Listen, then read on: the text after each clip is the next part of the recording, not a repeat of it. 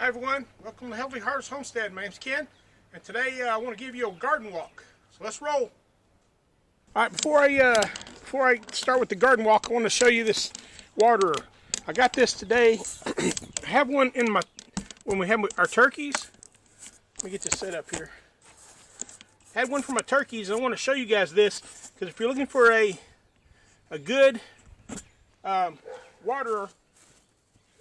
I got the first one off of Amazon, but we were at Tractor Supply earlier today, and they had one as well, and it was about $1 cheaper than Amazon, which was surprising. It comes with these two little cups. They're what they do is whenever they push this down, it fills with water, so it only puts water in here whenever they hit the little yellow thing in there. So it helps with the water not running over, because that's one of the problems I've had with these type of dispensers is if they get anything clogged in it, they just continues to run and run and run. But because of the way this is designed, it can't do that. So basically, it already comes pre-threaded. So all you have to do is screw the things in. I mean, it's about the best, most efficient thing I've seen as far as keeping the water from getting all over the ground and soaking the ground, but providing a good water source. And we're going to put this in our chick Americana cage. You don't want to over tighten it because you'll strip the plastic out. All right, it's got a little rubber washer on the back. I don't know if you saw that before. Right here, there's a little rubber washer. All you want to do is just compress that slightly. You don't want to cramp it down, because what you'll do is provide a spot where water can leak out.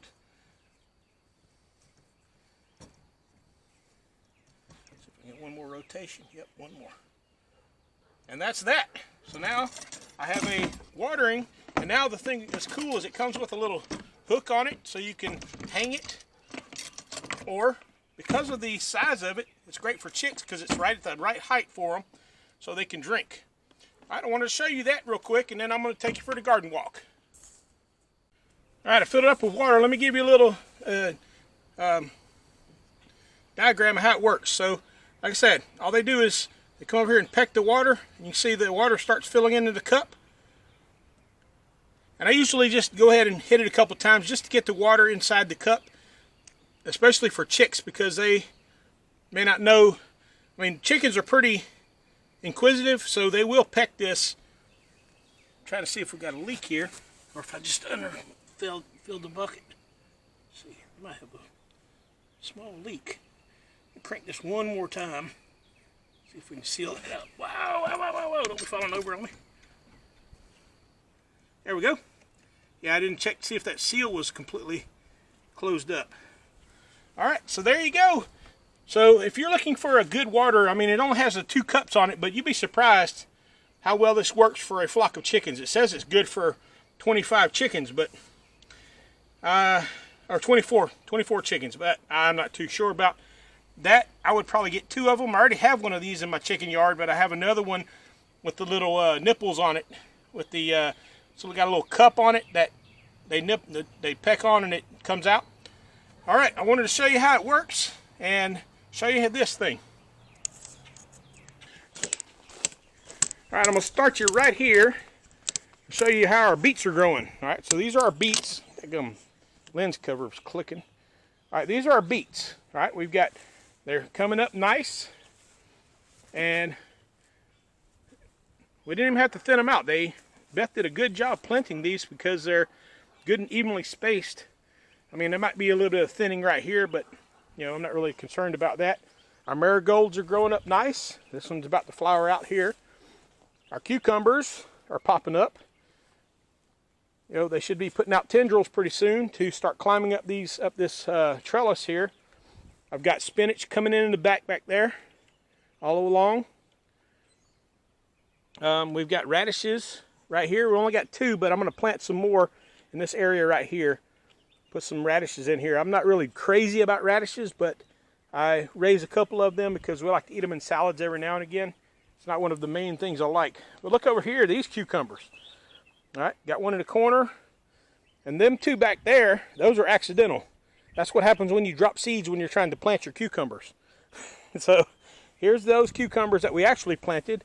I think I think this might be a peach tree coming up in the middle there. I'm not really sure. And this might be a pepper. You know, this is the dirt from the volunteer box on the top of here. So there's no telling what might come up in here. We've got some tomatoes already coming up here and there. Those were not planted. Those were accidental. And we had a bunch, but I thinned a whole bunch of them out and made room so they wouldn't be choking out my cucumbers. Trying to put these little grass things out. Every time you mow, it blows grass seed up in the air and it falls in your garden. You gotta stay vigilant. All right, these are my San Marzano tomatoes. I got 3 of those in here, and that other guy that's poking through the backside, I'm not sure what it is, but I'm gonna leave it in there. I think it might be we've had history with cherry tomatoes growing in our volunteer garden, so likely that might be what it is. So I've got more marigolds blooming out. I try to put a marigold in every single one. All right, you've seen my peppers. They haven't done anything, and not that I haven't expected them to, because we haven't had any really warm days where the ground gets warm. That's what you need for peppers to grow. They need hot dirt and hot weather. So they'll be quite a bit behind the tomatoes, and then all of a sudden you'll come out one day and boom, they'll be exploded. But I had to go get some plants. Pained me to do it, but I got some poblanos, so I got 3 of them in here. I'm gonna split these up and plant these poblano or anchos. And then I had to go today and buy some jalapenos. I think Beth stuck them over here. Yep. All right, so I've got 2 jalapenos right here, 1, 2, and then that guy back there is a jalapeno. So I've never grown those before. That's the jalapenos with no heat. So we're gonna give them a try and see how they go. All right, so let's show you this tomato bed here, because the tomatoes are coming along really nice. All right, so I've got tomatoes on the back side here. These are all my paste tomatoes on the back side here. There's that big beet. That thing is ridiculous. And I'm gonna let it grow for a little while longer, and when we pull it, I want you to put in the comments how big you think it's gonna be, because that thing's been growing since about November. So I'm afraid it's gonna be ridiculous. You can see the mound of dirt that's around it down at the bottom. So I want you to put in the comments how big you think it's gonna be. Also, you can see all our carrots coming up behind here. And like I told you before, carrots love tomatoes and tomatoes love carrots. They have an enzyme in the carrots that helps keep pests off of the tomatoes, and the tomatoes put out an enzyme that helps the carrots grow bigger. So they're kind of have a symbiotic effect on them. There's one of our pretty marigolds that's bloomed out. I love these things. Beautiful. Got some onions planted in the front that are coming along good. Here's my other tomato bed. This is the one I showed with the eggs underneath them. So all these have eggs underneath them. So these are all one variety. And somebody pulled my stick out. Here it is. Oh no! Well, this is what happens when you have grandchildren. It says get stuffed. Yes, that's what these are. These are get stuffed. And then these down here are those romescos. So, and then on the back side, there's some more slicer tomatoes back there. So I kind of did a variety of both of them. And I just seen something. I want to show you something about tomatoes. So when your tomatoes are growing up, you notice down here on the bottom, all the leaves are dying off. But see this guy right here in the middle? This is what you got to watch out for. This is called a sucker. So right here in the middle on this pit, in this armpit right here, see I got this leaf coming up. So I'm going to go ahead and pluck that guy out. And I'm going to go ahead and pluck these low limbs that have no leaves on them off as well. And even this one, because I don't want any leaves down here. I'm going to start pruning these out anyway, and you never want leaves that will be touching the ground. Because when they touch the ground, the dirt splashes up underneath them, it causes them to mold, and then it actually infects your tomatoes when that happens. Sorry, I got to grab a grass out of here. That last bed I just showed you, I got to get in there. It's ridiculous. So here's another one. I'm gonna go ahead and pluck this guy out. I do it when I plant them, but because of this is all growth since I planted them. And there's actually 2 tomatoes here. I'm gonna see how this one goes. I may actually pluck this out and move it somewhere else. All right, here's a good example of one of those suckers. See right here, between right here, this right here. So these you got to watch out for. So anytime you see this coming up, even not on low limbs at all, pluck it out. So I'm gonna go ahead and take this low limb off of here. There's another one down here. All right, but there's another one coming up in this armpit right here. See right here, pluck it out and pluck it out. Now, why do I do that? Because what will end up happening is, and you've probably seen this on tomatoes, this will start to come out and it'll grow another shoot out here, and it sucks energy off the main plant. So this is something I learned a few years ago, and since I've been doing it, I haven't had near the problem with blight and things like that. Right here I've got 3 tomatoes in this little batch. So as they're starting to grow up, I'm gonna go ahead and pluck this guy out. Here's the smallest one. So I'm gonna go ahead and pull it out and throw it away. And then see, I've got a leaf touching the ground right here. Get out of that way, Marigold. So I'm gonna go ahead and take it off, because you don't want leaves touching the ground. Ever, ever, ever on tomatoes, because they will cause your tomato to get sick. So just a little tomato tip today. There's another one touching the ground. So these weren't touching the ground when I planted them. All right, and all you gotta do is just pinch them and they'll pop right off. Okay, so this is part of growing tomatoes, is pruning tomatoes. You know, you gotta prune your tomatoes in order to get them to properly grow. Well, what pruning also does is it creates an airspace under here so the leaves don't get too moist and begin to wilt. All right, finish these off over here. And I'm just throwing them in, you know, kind of drag and drop type things off of here, getting these out of the way. Now this guy is a main limb, so I'm going to go ahead and leave it. But see how it's starting to daggle down? So this limb right here probably will end up getting pruned off as this tomato grows up a little bit higher. All right, so these are my purple Russian tomatoes on this side. I knew I had a tag over here. All right, in this bed I have a whole entire bed. This whole thing is planted with purple hull peas.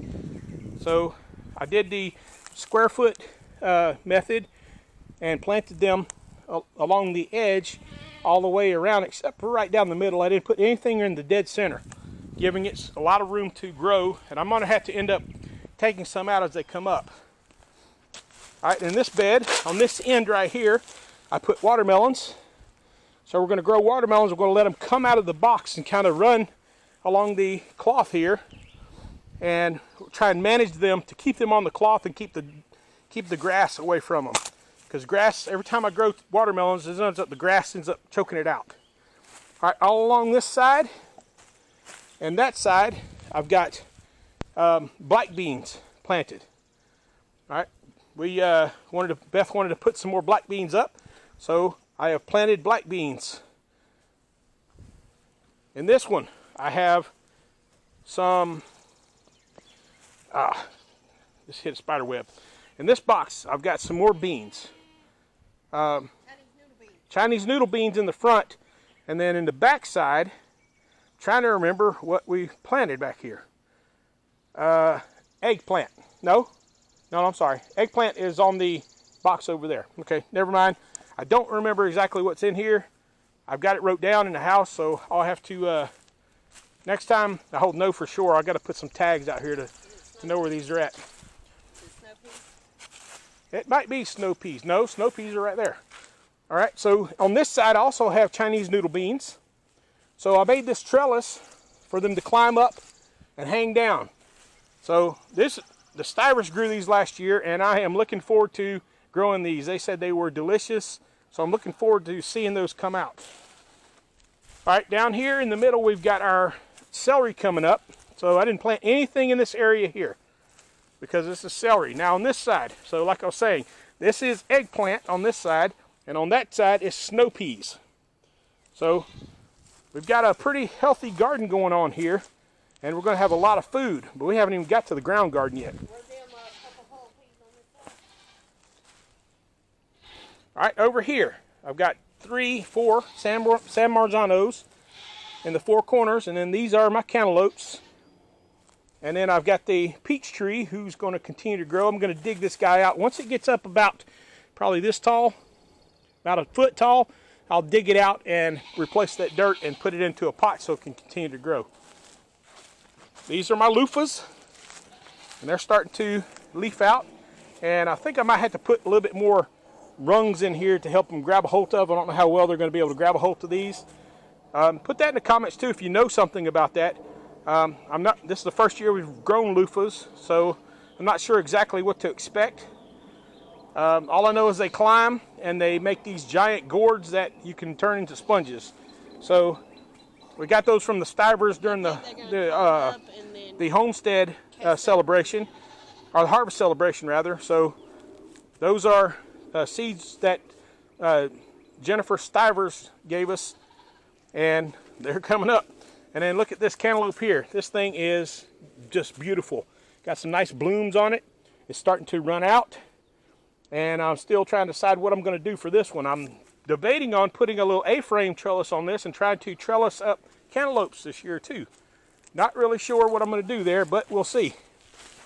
And thank Beth for weeding that box for us. All right, over here, I showed you my potato buckets, and these things are really doing well as can be expected. Actually, I was a little bit frustrated because I hadn't seen anything yet. Went over to my daughter's house yesterday, and I noticed her potato buckets were popping up, and I was like, what's going on? I planted mine before she did. So I'm looking in here, I'm like, where's my potatoes? And then I go to the next one. Oh, okay, there we go. So here I've got some potatoes coming up here. Then we go to the next one, got some more potatoes here. Go to the next one, got one coming up here. There'll be more coming up in here, but they're just starting to come up. And in this bin, all over the place. Then you get over here, you can see they're starting to come up in here. And this one, and this one, and this one. So my potatoes are all starting to sprout. So I am super excited about that. This is our garlic. We'll be harvesting it pretty soon. I think at the end of May, we'll harvest our garlic.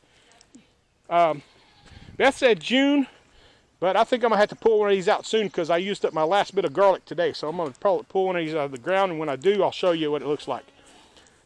This one has potatoes in it as well, and tomatoes. So these guys, we're not sure exactly what variety they are. We're growing all kind of volunteer stuff this year. We usually do, but we put them in buckets this time instead of letting them do their thing. We got some tomatoes inside of the potato bucket here too. These were the potatoes that Beth pulled out of our volunteer garden. So when we dug it out, there was 2 different sets of potatoes that had already started to vine out and growing potatoes. So she just threw them in the bucket, threw some dirt on top of them, and they popped up. So we're probably going to get some funky potatoes out of this. I don't even know what kind of potatoes they were. But it's a testament that you can throw stuff into a compost bin, and it may sit there for 1 or 2 years, and then all of a sudden, bam-o, it's popping up. And we got some tomatoes in here too, so I'm leaving these in here as a race to see if they can get up high enough where they can actually stand to be in, where the potatoes don't choke them out. If you can pan out to that red birdhouse right there, you'll see some bluebirds. Blue songbirds. They're flying over for us. So just give them a minute to watch them. Well, what she's talking about is that red birdhouse right there. We've got a family of bluebirds who have moved in, and they are been flying in and out all day with nesting material. They're picking up hay from the goats down here and flying it up there. So, bluebirds are in the house. And today I saw the first cardinal, and it was gorgeous. He's over there on that crepe mode on top of the yard right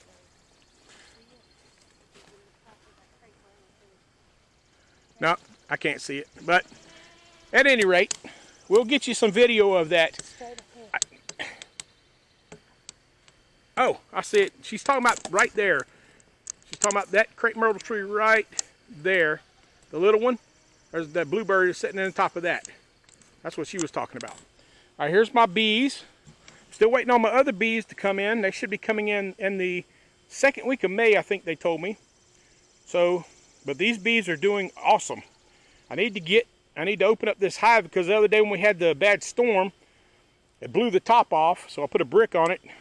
We usually don't have that problem, but the last 2 windstorms we had, it blew the top off my hive. Now, luckily, I've got a top feeder on there, so the water didn't go down into the hive, so I didn't have any problems with that, but I got to be vigilant about this. And so this top box here that's not painted, that's my honey box, and they should be drawing out some comb and putting some honey in there, so we're going to get some honey this year, hopefully. I said that last year, and about the time I was ready to harvest honey, my bees swarmed. So I'm hoping that this is going to be the year that we get honey again, because I've only harvested honey the second year I had this hive. I got about 50 pounds of honey off this one hive, which is not a lot, but ever since then I have not been able to harvest any honey off this hive. So hopefully this year will be the year. All right, these are more peppers here. They aren't really doing much. Like I said, peppers are going to wait until it gets hot. Now this ground is warm, so they are starting to grow a little bit. But I wanted to show you, and these little black stripes here, because I didn't show you this when we planted this the other day. We put Blue Lake beans in here. So these black stripes have Blue Lake beans, and you can see they're starting to come up. So these are the bush beans. We've got 4 rows of those planted. And then I've got my squash with the fish underneath them all over here. The smell finally dissipated. And we've got our catnip in the middle of it. So catnip is another one of those plants that help with squash. The smell of it keeps the squash bugs away. So if you're looking for something to keep the squash bugs away, that's your answer right there. The catnip will keep them away because they can't stand that smell, that minty smell that comes off of there. All right, and as I told you, we're going to be planting okra in this garden here. So all the way from one end to the other, 3 rows of okra. And over here, this was where Beth planted those white flowers and buckwheat, and it's starting to germinate and come up. So I'm looking forward to seeing what this is going to look like. Should be a sea of red and white when this all comes up. So it's going to be, I think it's going to be beautiful. Well, let me show you over here. I forgot to show you. I can't believe I forgot to show you this. Over here on this trellis, I planted some more Blue Lake, but these are my pole beans. There's Blue Lake pole beans. So I'm doing this as an experiment this year to see which one produces better, the bush beans or the pole beans. I've read some different things on the internet about it, and people most of the time say that the pole beans produce more than bush beans do, because the bush beans are a determinate type of plant, meaning that they only make X amount of flowers, X amount of beans. But the pole beans, as long as they continue to grow, they continue to pop out beans. So, hence why they say the pole beans always give more. All right, let me show you over here what's happening around the greenhouse, because everything that was planted in those little buckets is starting to come up. Look at this oregano. She cut this down to nothing. I mean, absolutely to nothing. And look how much it's rebounded already. Insane. Out of another volunteer box. This box used to be hanging on my porch, and nothing was growing in it. I thought it was dead, and I almost put it in the fire. But I said, you know what? They're still holding together pretty good. I'm just going to set it over here, and lo and behold, I mean, look, that is insane. It's the only thing that came up. I had basil and parsley in here, but this is the only thing, and it is ridiculous. And I'm glad I have it in this box. Otherwise, it'd be running all over the ground. I told you, I said, let's get some fish fertilizer on it and bring it back All right. to life. This is our parsley garden. That's the only thing that's growing in this thing. So we're calling it the parsley garden. Oh, there's some cilantro coming up, and there's some thyme right here. So we do have a couple of little things, but the parsley has gone berserk. It is, I mean, it is everywhere we had parsley, it's just taken over. All right, in this bucket, she's right here with me, so she's gonna tell me what they are. zinnias. All right, this is zinnias. What we got here? That is purple hull beans. Purple hull peas. I Purple hull peas, an experiment to see if they were still if viable, they were still, because they so old. All right, and this one also zinnias. All right, back here, this is another herb box, so you can see the tags: chives, lemon balm, cilantro, dill, and these two white ones are lavender. All right, right in this box, this is thyme. And this guy, now I know what it is. Stevia. It is stevia. We thought it I had thought it had died, but this is stevia. So this is what stevia looks like. It's got a purple flower. It looks kind of like chamomile. And I was right on that one. That is chamomile over there. It kind of looks like chamomile as far as the way its foliage comes out, but it makes out like deal too, but it makes a purple flower and two different color purples. So they got this light violet and then this darker violet flower. So that is neat. So we have some stevia growing on the homestead. I thought it was gone. Literally, I thought it was dead in the water. All right, in this pot, we've got marigolds. All right, these two guys right here, these two white pots here, those are my pawpaw trees. So I need to get them in the ground so they can start growing. I've got some bergamot bee balm here. It'll take a while for it. And we've got some marigolds here. This was just, it's already coming up. Look. I know, but to get to the But it's going to be, it's a little bit slow on, we got a little bit slow planting on this. This is chamomile. You can see the little white flowers here. So these are going to be going out to the herb garden, to the tea garden in the front. All right, this guy here and this guy here, these two are persimmons. Those are the ones that I propagated from the club, the hunting club. And then marigolds, and then these are seashell cosmos. They are a type of flower. And those are good. We are growing some cut flowers. I told you last year that I wasn't going to grow anything that I couldn't eat, but we do like some beauty as well. These you can eat. Well, these are the purpose that you can eat them if you desire to. Well, the good thing is bees love them, so it's a win-win. All right, in this pot here, we have banana peppers. I could not, for the life of me, get them to grow in the little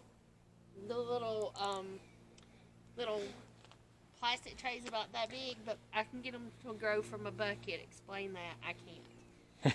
And you got them over there. All right, some more right here. And then this bucket here my long green onions. Is onions. Those two right there are onions. So, like I said, we got stuff planted all over the place this year. We are still planting. We still have more to plant. Like I told you last year, we had a scale last year to set 20% more than what we did. We were going to do 20% of our total production. Let me flip this around so you're not talking to the back of the camera. 20% of our total production last year. This year, with God's grace, we said we were going to do 40%. I think we're going to blow it out of the water.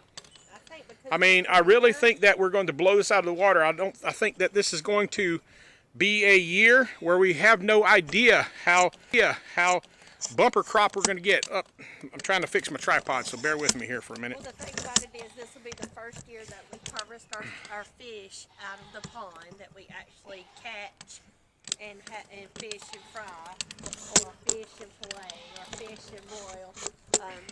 Catch fish and boil. Hang on, let me get my tripod set up. Instead of flinging the camera all over the place.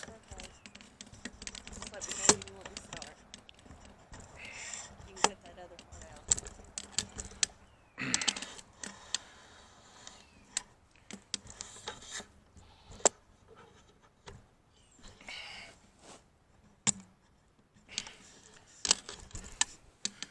All right, let me get this set up here so we can talk to you for a minute. All right, so as I was saying, 40% of the total production of a family of two. And the way we did this is we sat down and we looked at what do we actually eat.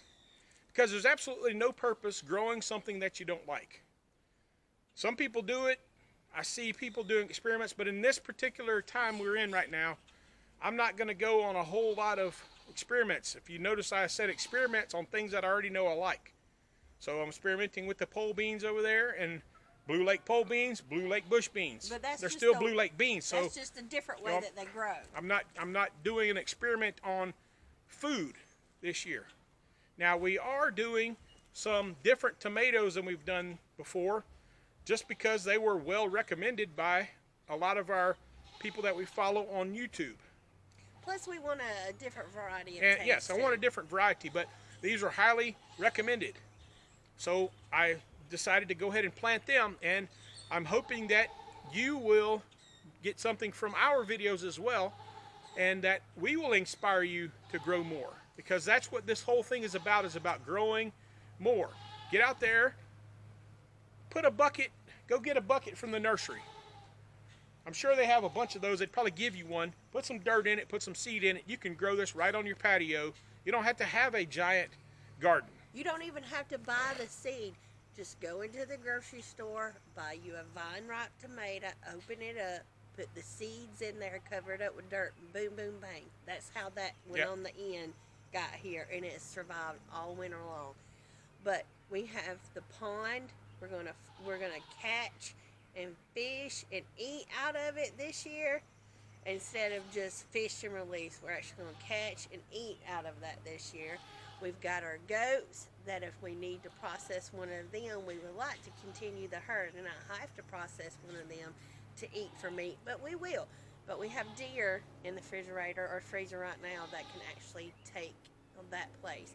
And then we have all our chickens. We have 30 meat chickens that we're growing out now, and we still have a reserve in the freezer of it. So we want to get to where, and he says 60, I say that we're probably going to be 65-72%, because then we'll just need the beef, and we will need the sugar, the coffee, the other stuff, because the milk, I'm going to start milking no later than this Friday, so we'll have that for the milk, so I won't have that. So, you know, if I can get a goat that can give me better cream to be able to do, I'm not sure, I'm still learning. So I don't know if she's going to be the goat that's going to be able to help me with butter and other stuff, or is it going to be Pickles and Buttercup that does that. But that cuts out of our trips to the store and our needs for this and our needs for that. We spend more time, it seems, at the feed store than we do at the grocery store. And that's because we're putting into our animals to make them healthy, to make them productive, so they can be productive for us. But it all starts with that just one thing. You throw away scraps each and every day. Take your carrot scraps, put them in a little bit of water. They'll start growing again after they start greening up. Put them in the ground and they'll start growing. The same with celery. I've done that with celery. Yep, the stump.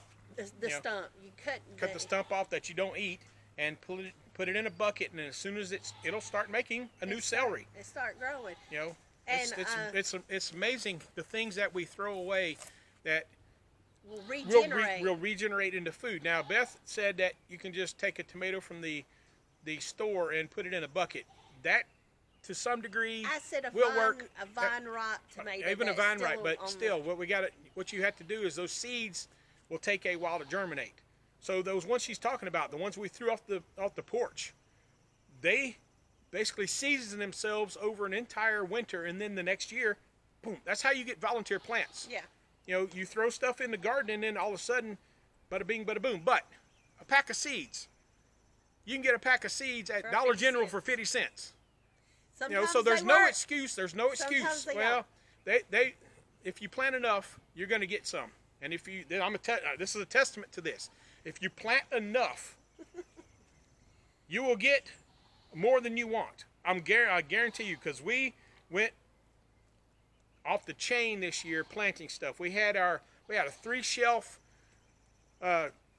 3-spot shelf in there, chock full of 72 spot trays with seeds out the wazoo. We've had so many tomatoes we grew that we couldn't give them away. We literally couldn't give them away. So my eldest daughter, she felt bad about throwing them away, so she planted all those tomatoes in a garden that is about a 10 by or 20 by 4. She put about 30 tomatoes in a 20x4, and I told them they're going to have to thin those out quite a bit, but she was just excited to get them and to be able to grow something. And now I've got Brian and Savannah making their own garden. Our middle daughter, they've got a garden now. They've got raised beds. They've got stuff growing. I've got Caleb and Leslie, our eldest daughter, and her husband. They now have raised beds in a garden, and they even went out and bought chickens. So we are inspiring our own family to do this, to get more sustainable with your own stuff you grow. Just like. And it is amazing to see us, how we, just in our family, because just a year ago, neither one of them had any inclination to grow anything. They thought, well, mom and dad are growing it over here. We'll just go get it over there. It's cool. We'll go sit with the chickens. We'll love on them. But the thing about ours is we started out watching Nancy and Hollis and Nancy, and yeah. And they're the ones that inspired us. Right. And then we just sort of kind of started watching everybody. And the next thing you know, we're watching Jen and Zach, and we're watching Jess and Maya.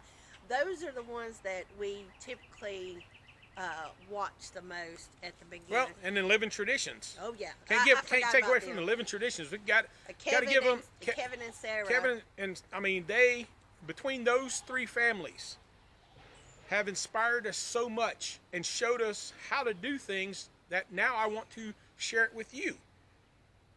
That you can see how to do this, and you can do it on a small platform. I don't have a big yard.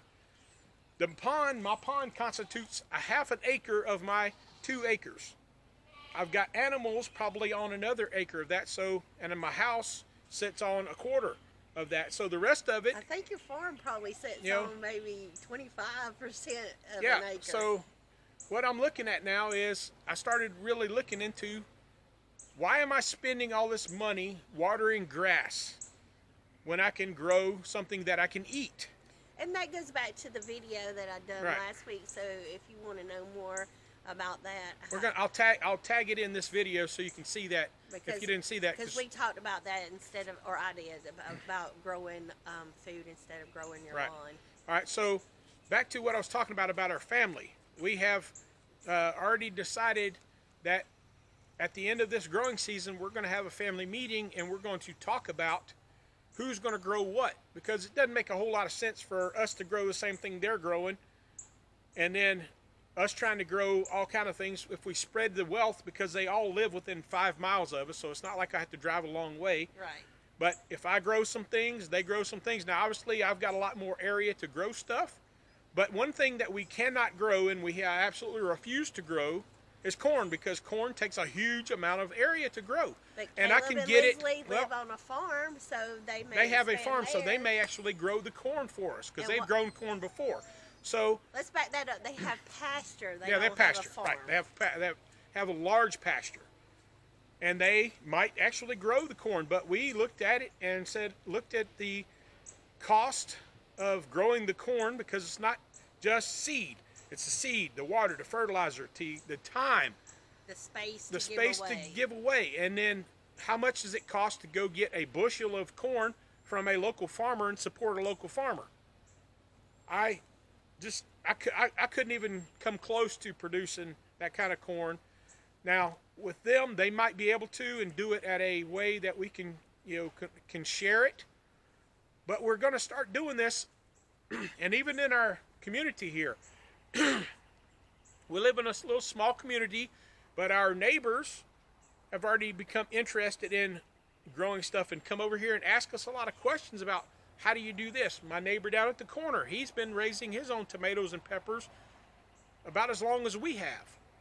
So we have people around here that are doing this on a small scale. You don't have to have acre upon acre to be able to do a homestead. You can do, some people call this a hobby farm. This is not a hobby for me. This is part of my life.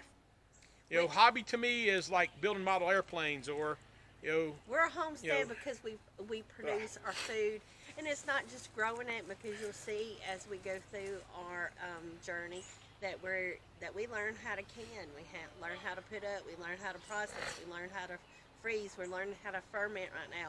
and we'll take you along that journey. We didn't take you along that journey last year because we had to learn it first. Yep. And we were not going to tell you anything that was wrong and then have to come back and undo it, because undoing it is very, very hard, because we are humans. We are habit-forming people. And when you learn how to do it the wrong way, you know, it takes quite a bit to undo. So, you know, and we're making bread. We're doing a lot of stuff. He fermented eggs today. He pickled eggs today. I've got my sauerkraut going on. And, you know, if those are successful, well, the next time that we do it, we'll put a video up, because I'm not going to shoot a video on a, I'm not going to shoot a video on I'm learning how to do this. Now, I did say a couple of times, and I want to go back and say that I want to see how this does. I already know how the Job's fertilizer is going to work. I already know it's going to work, otherwise I wouldn't be using it. Right. I've used it before. So, but it's, what I'm doing, what I'm saying is I want to do an experiment to see between the fish and the Job's. You know, I've never done it before. I've done it all Job's or done it all fish. Now I'm going to see which one's which in the same garden space, in a ground garden, that last year we did it I want to say the whole entire thing was fish. Fish meal. You know, fish right out of our pond. I caught fish and then for about 3 or 4 months and put them in the freezer, and then we got ready to plant. We pulled them out of the freezer, put them in the hole. And then we bought the little liquid stuff. Well, we got fish fertilizer too. And if you have not been introduced to that, that is probably one of the best natural fertilizers that we found. It's called fish fertilizer. It's basically the concentrated tilapia poo. Leftovers, the remains of what the fish drop out, and it makes a great garden watering fertilizer. The water off of if you want to do vermiculture, which I'm going to be starting here pretty soon. I've done it before, and then my worms, I made an error and left them out in the rain, and it killed all of them. So now I know not to do it, so I got to start all over this year. But the water, because worms, you have to have some water, so you put a bucket underneath that or a pan to catch that. It's called worm tea, and it is also one of the other great God-given things that will produce well in your garden for fertilizer. And then the castings become compost. I mean, the worms tear everything. It is another one of those Twilight things. People will know what I'm talking about, because there's a part on the movie where that they're at the school field trip, and they talk about the worm tea, and they're in the greenhouse and everything. So you'll remember that if you're a Twilight fan. But anyway, to get back to the point is there's a lot of different fertilizers, and you can play around with them, or you can try the best. And I'm going to tell you, that's one of the best, because it won't burn. And another thing that you can try, and if you'll go back almost a year ago when we first started, one of our first videos was about washing of the egg. I use my egg water to water my English garden in my house, my lilies that are on the front porch, my herb garden at the front porch. I don't bring it to the back to do. If I had more, I would, but I have the water barrels back here. So when I'm going to water the front, I'm washing the eggs inside the kitchen. So I've got the big pot, and I'll take it with my measuring cup, and I'll just pour out a little bit. My lilies out there are growing, and I didn't even show you the front yard. And so I have to do that on another video. We'll have to show you the front yard. We'll do the herb garden. Yeah, I'll do the herb garden on a different one. But it grows. It just makes everything healthy. And egg water is not as hot as egg poop, because it's not really chicken poop. It's the dirt and the minerals that's on it from the eggs. Well, it's been diluted in the water, right? But it's still, the point is don't throw away things that you normally would think that's trash. Scraps, banana peels. Worms love banana peels. They'll eat them up for you. Your potatoes, your potato peels. Worms love potato peels. They'll eat all that stuff, and they'll turn it into black gold. If you're not doing worms, just throw them in a compost, and the worms in that, you have worms. If you have dirt, you have worms. It's just that simple. Coffee grinds. Don't throw them in the trash. Don't throw trash. Don't throw apple cores. Food type things in the garbage. Potato peels. Put them in a compost. Bread. All that stuff. Now, even if you don't have animals, throw it in a compost.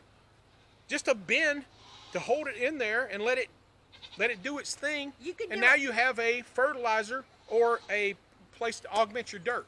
And if you don't want to like put it on the ground because you are in a HOA or something, get you a little container. Get you one of them totes. Poke holes into the top of it so it can breathe. Put your stuff in there and do it. Or invest in you one of those compost tumblers. Yep. You know, that looks like a barrel and it'll match. Well, I'm going to be everything. shooting a video pretty soon on how to make one of those. In case you are interested in that, how to make a compost tumbler. I've made one before, and Brian asked me the other day if I would make one, and I told him yeah, and I will shoot a video to show you how to do it because it is really cool, and it's neat to have it. You just throw your compost in this. It's basically one of the water barrels that we turn on its side. We run a PVC pipe through it, and we make a handle. We make a wood frame on it. We cut a hole in it so you can put your compost and stuff in there, or your composting stuff, and it's got these little fins that you attach in there. And as you turn it, it turns the dirt over, and everything composts. And then at the end of this, when you're ready to use it, you turn the thing down, open the door up under your wheelbarrow, everything falls out. Bammo! Think of Willy Wonka in the Chocolate Factory when he's on the bicycle and it's pulling it and he's singing and is taking the clothes and going around. Yeah. It is a manual device. It is a manual device, but it's fun and it's something else that you can do. And I'm going to start doing a lot more DIY stuff on the homestead. I've been kind of leery about it because you've seen in my videos I do probably 90% of the stuff we have here that is built. I built it myself. I sat in the shop and thought up a plan, and like Beth said the other day, I'll see an idea on Pinterest, and I'll go in the shop and draft something up, and before you know it, I've thrown something up that I don't even think about. Hey, I should have shot a video on that so people can see that. Mm-hmm. So I got to get better about that. So I apologize if you're seeing things that you would like to see me build. I'm going to try to be more diligent at it. I'm getting my shop set up so it will be more film friendly because it was just a big mess. But we've been on the soapbox for a little bit, but I want to tell you thank you for watching. Very much you so. guys have been awesome. Give us a thumbs up if you like this video, subscribe, and hit the notification bell so you can see when we put new videos up. But until next time, remember, God is good all the time. And all the time, God is good. God bless y'all. Love you. Bye.